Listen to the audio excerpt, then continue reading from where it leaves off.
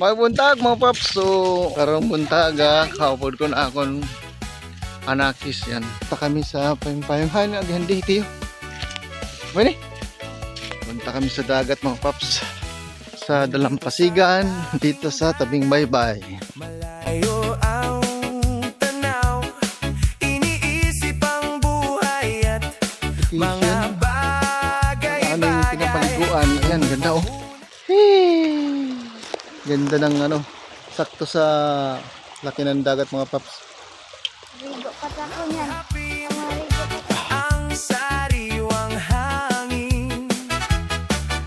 Huwag mo nang isipin ang problemang kasama sa buhay natin. Ayan mga paps, ihaw-ihaw tayo sa tabing dagat. Oh, ang ganda ng view dito mga paps. Magsaya. Ilapag na ang sapin sa ilalim ng puno. Ilabas na ang pagkain at malamig na inumin.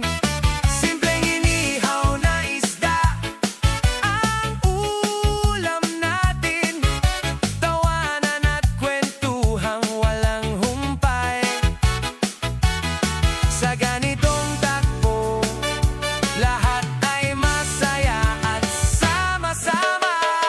Tanggal ang pagod sa ganda ng tanawin.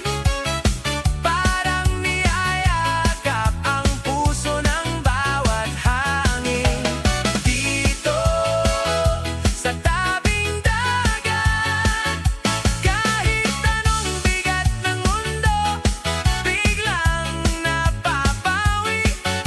Payapa ang paligid at kalmado ang isip.